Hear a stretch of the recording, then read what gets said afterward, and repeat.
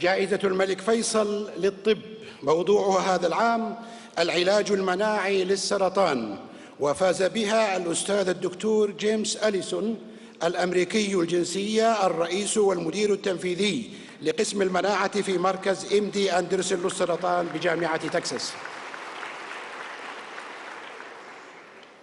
وقد منح الجائزة لإسهاماته في تطوير العلاج المناعي للسرطان، حيث اكتشف أن تحفيز المستقبلات CTL4 يعمل على تثبيط الخلية المناعية T-cell، وكان رائداً في تطوير مثبطات تلك المستقبلات واستخدامها في علاج أنواع متعددة من السرطان.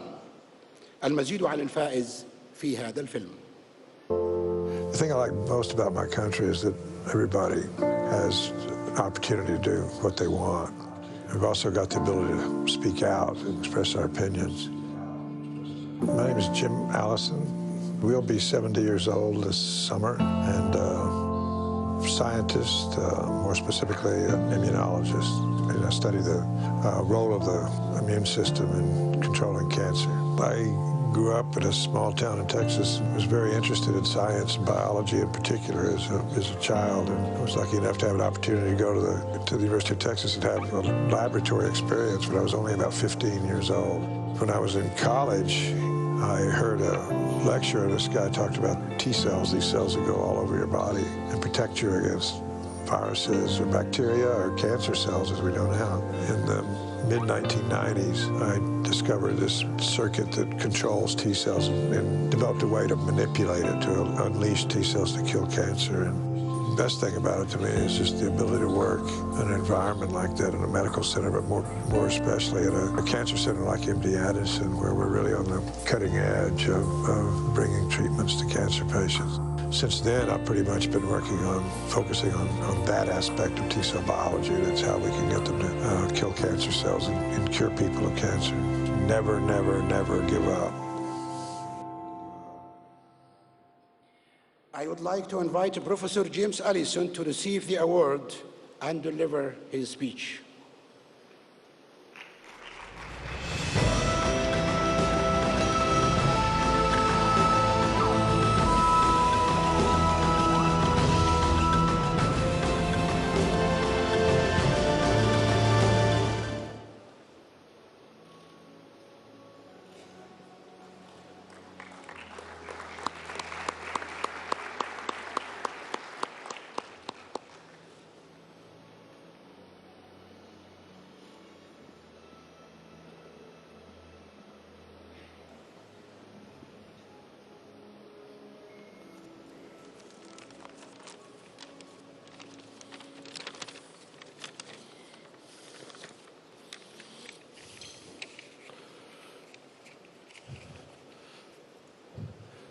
King Solomon, Your Royal Highness and Excellence and audience, I'm so glad and honored to be here to receive the King Faisal Prize for my work and share it with such an august group of philosophers,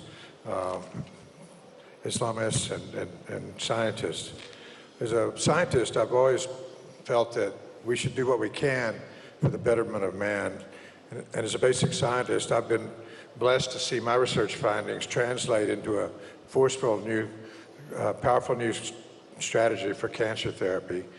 In 2006, I met a melanoma patient named Sharon, a newlywed and recent college graduate who had a year earlier been diagnosed with melanoma and told that she had only a few years to live.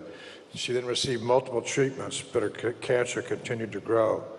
As a last resort, she joined a clinical trial of an experimental drug that I developed based on my work on a molecule called CTLA-4. Within 3 months, her tumors shrank and then disappeared. A year later, she hugged me and we cried after she'd been told by her doctor that she showed no more any evidence of recurrent cancer. Since then, we became good friends. She sent me photos of her first child and a year or two later of her second child. And now she's 12 years out of therapy and has a vibrant and robust family.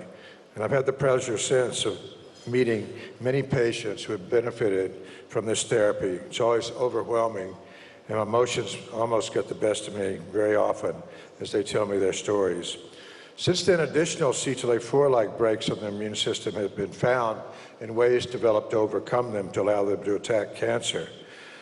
Because these drugs release the immune system and do not treat the cancer cells, they are effective against many kinds of cancer and work is even better in combination with each other. Checkpoint blockade agents are now approved and given regularly for patients with melanoma, but also kidney cancer, bladder cancer, Hodgkin's lymphoma, lung cancer, and many others, and have been curative in many cases.